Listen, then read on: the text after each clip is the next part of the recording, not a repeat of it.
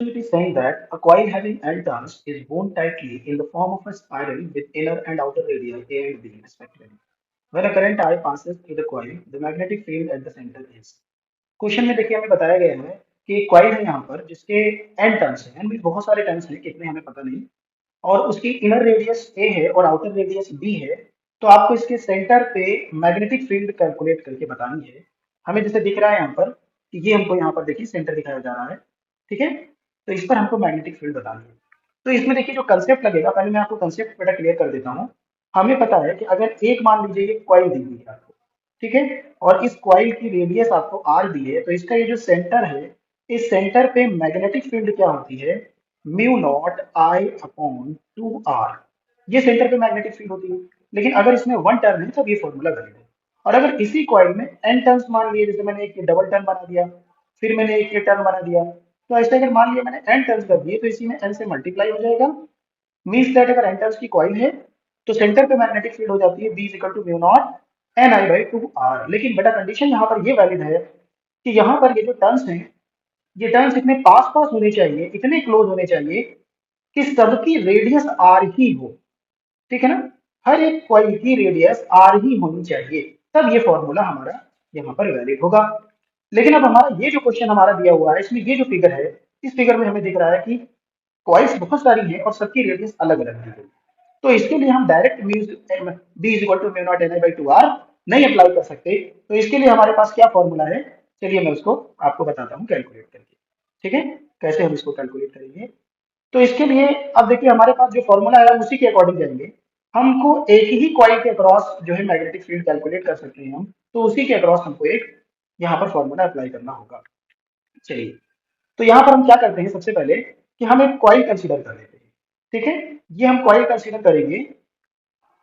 एक coil consider कर लेते हैं तो चलिए मैं आपको कंसीडर करके बता रहा हूँ यहाँ पर ये देखिए ये हमने एक कॉइल कंसीडर कर लिया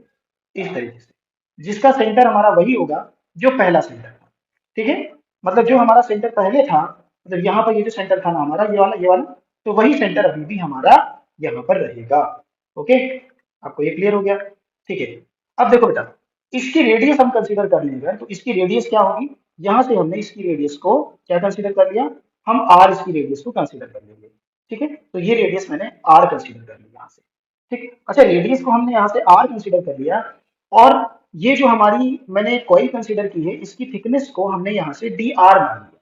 ठीक तो अब ये बताइए अगर इस जितनी भी टर्म्स दिए थे मैंने उन सब की जगह पे एक यहाँ पर कॉइल कंसीडर कर ली है जिसकी रेडियस आर है और उसकी थिकनेस जो है डी आर है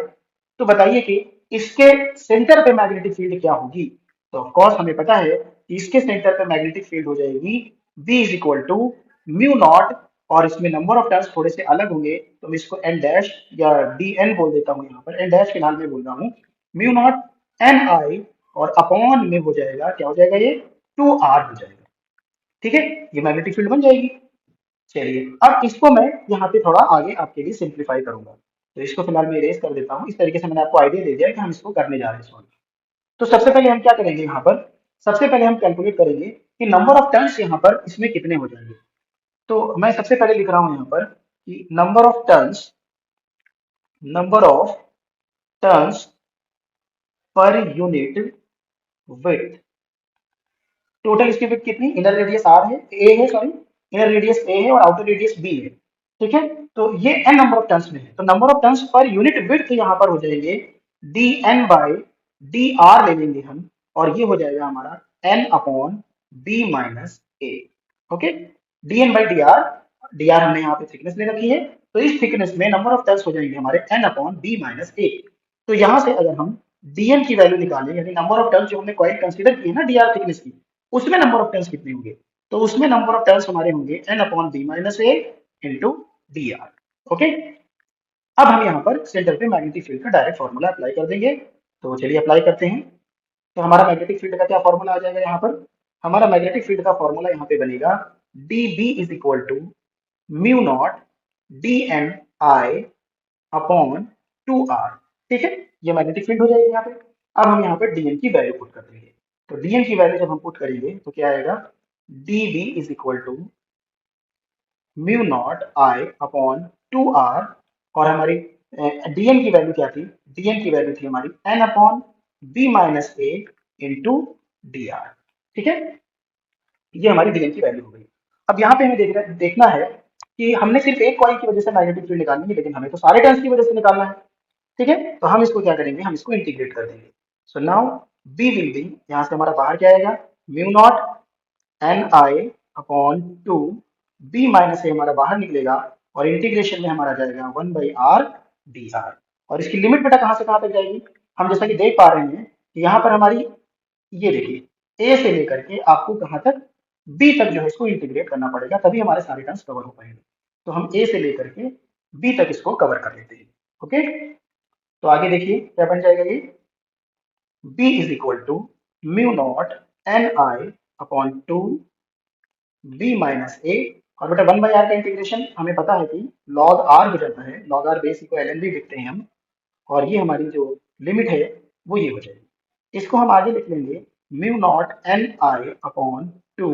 बी माइनस ए, और यहाँ पर लिमिट पुट करते हैं तो हमें पता है कि पहले अपर लिमिट फिर हम यहाँ पर लोअर लिमिट पुट करते हैं। ठीक है, तो यहाँ से हमारा b इज इक्वल टू आ गया mu not an I upon to